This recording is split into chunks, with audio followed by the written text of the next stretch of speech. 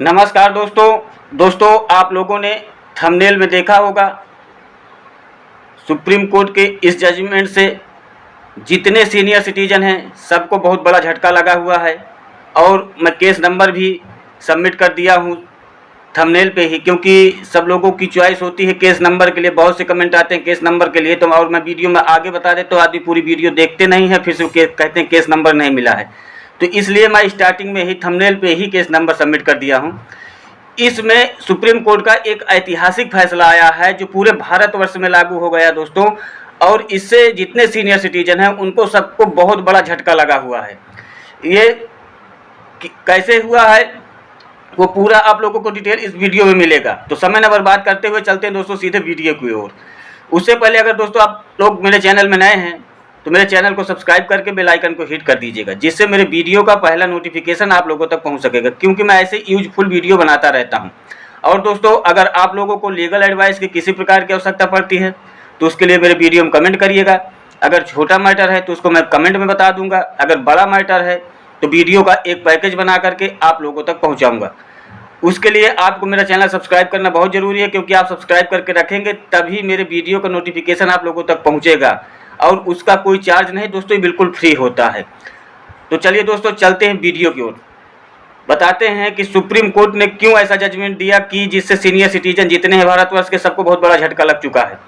तो चलिए जानते हैं दोस्तों। सुदेश शिकारा बनाम रामती देवी के केस में क्या होता है कि जो रामती देवी हैं ये अपनी संपत्ति जो इनके पास खेती थी उसको अपने बेटे और बेटियों के नाम ट्रांसफ़र कर देती हैं, डीड एक उपहार के रूप में देती हैं। उसमें क्या होता है कि जब इनके पास जब तक संपत्ति थी लड़के बहुत ख्याल करते थे, लड़कियां बहुत ख्याल करते थे, उनके प्रेम भाव में आकर के ये अपनी संपत्ति तो उनको दे देते हैं, पर जब इनकी कुछ दिन के बाद अवस्था और डाउन हो जाती है तो क्या होता है, जब आदमी की अवस्था डाउन होती है तो उसको सेवा सुविधा की काम पड़ती है कि हमारा कोई सेवा करे, हमको भीतर पे कोई पानी दे, उठने बैठने में जो मोहताज हो जाते हैं लोग बाग। तो उसके क्या होता है कि जैसे संपत्ति मिल गई कुछ दिन तो वो लोग किए, उसके बाद इनकी वारदास्ती करना छोड़ दिए। अब उस चीज़ से तंग आकर के क्या किए कि एक जाकर के लोगों बाग से बात किए, तो वहाँ पे जा करके कि मैं अपनी संपत्ति तो इनके नाम कर दी हूँ, अभी मेरी सेवा नहीं कर रहे हैं, इस बात को जा करके ये SDM कोर्ट में एक याचिका दायर कर दी है। तो दोस्तों माता पिता और वरिष्ठ नागरिकों के भरण पोषण तथा कल्याण अधिनियम 2007 की धारा 23 के अंतर्गत याचिका लगाई गई SDM कोर्ट में। उसमें ये कहा गया कि मेरे पास जितनी संपत्ति थी मैं अपने लड़के और अपने लड़की के नाम कर दी हूँ। अब ना मेरी लड़की और ना मेरे लड़के कोई भी मेरी वारदास्ती नहीं करते हैं। मैं अकेली पड़ी रहती हूँ, मुझे कोई खाना नहीं देता है, ना कोई दवा दे रहा काम पड़ा, मतलब कि कोई भी मेरी ज़रूरतें पूरी नहीं हो रही है। जब अब उनके पास है भी कुछ नहीं। इस बात को देखते हुए जब लड़के से पूछा गया तो लड़के ने बताया कि मैं तो अपने नाम की संपत्ति बेच दिया है। अब बात रहती लड़की की, लड़की के पास संपत्ति रहती वो बेची नहीं है, तो उसको SDM कोर्ट से इनके नाम फिर से ट्रांसफ़र कर देने के आदेश दे दिए गए कि इनकी संपत्ति इनको वापस कर दी जाए, क्योंकि आप लोग इनकी देखभाल नहीं करते हैं। इस बात से लड़की नाखुश हुई और इस जजमेंट के लिए वो हाई कोर्ट पहुंच गई। हाई कोर्ट में याचिका लगाई गई लड़की की तरफ से। वहाँ पे क्या हुआ कि हाई कोर्ट ने भी यही बात पे अग्री रहे कि अगर आप लोग सेवा सुविधा इनकी नहीं करते हैं, आप लोग इनकी देखभाल नहीं करते हैं, तो निश्चित रूप से आप इस चीज़ के हकदार नहीं हैं। उनकी संपत्ति उनको वापस कर दी जाए, क्योंकि संपत्ति इसीलिए होती है कि ताकि वृद्धावस्था में जब अपने हाथ पैर काम न करें तो वो संपत्ति देख करके जो उनकी सेवा करेगा उनको मिलेगा। अगर आप पहले ले चुके हैं, उनके बेटे हैं तो आप ये तो उनकी सेवा करिए, तो उनकी संपत्ति को वापस कर दीजिए। ये आदेश हुआ संपत्ति वापस करने के लिए हाई कोर्ट से। बेटी फिर भी वहाँ से नाखुश रही। उसके बाद पहुँच गई सुप्रीम कोर्ट। सुप्रीम कोर्ट की बात अब आ गई यहाँ पे दोस्तों। सुप्रीम कोर्ट में जब याचिका डाली गई तो वहाँ पे ये बात को कहा गया कि हमें जो उपहार में ज़मीन मिली हुई है इसमें कोई प्रावधान नहीं बनता है फिर से वापस करने के लिए।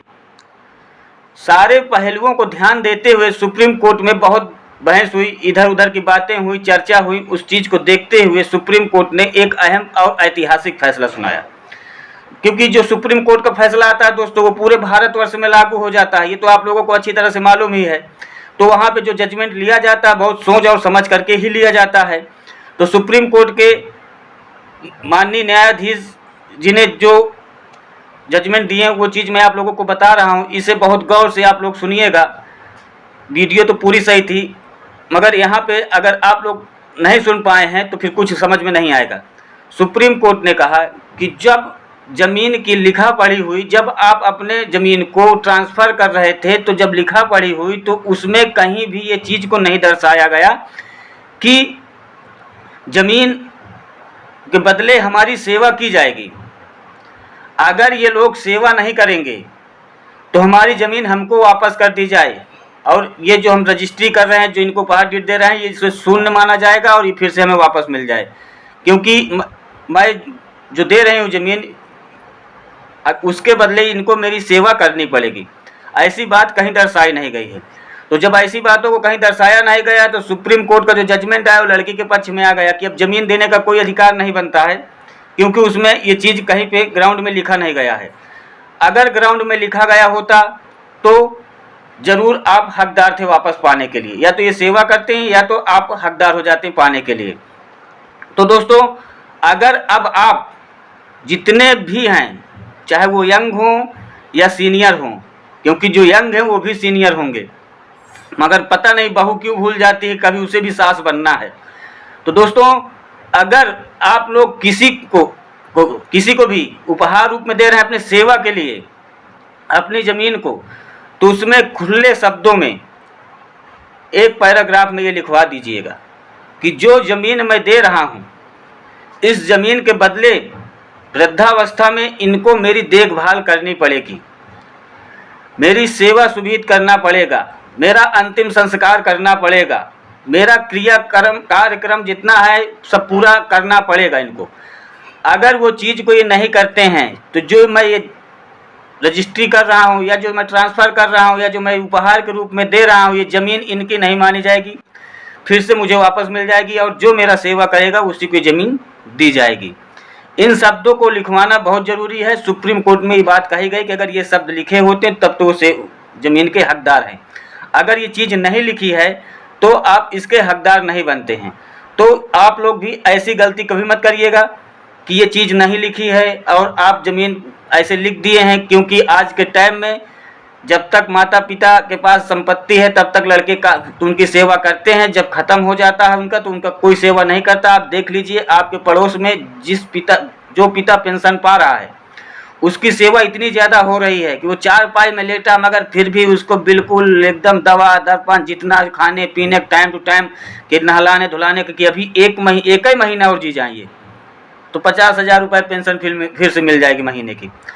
तो उसे देख करके उनकी सेवा देख लीजिए और अपने संपत्ति को बचा करके रखिए, किसी को पहले तो दीजिए ही नहीं। जब आप एक्सपायर करेंगे तो कानून बना है अपने भारत में, खुद ब खुद वो आपके लड़कियों के नाम वो उतर जाएगा।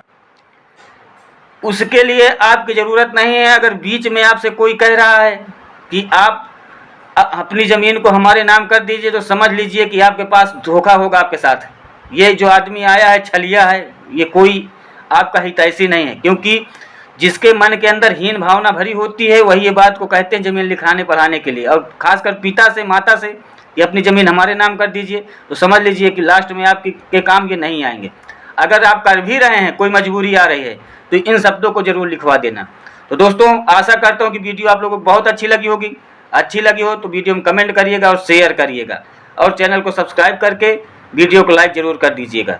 धन्यवाद।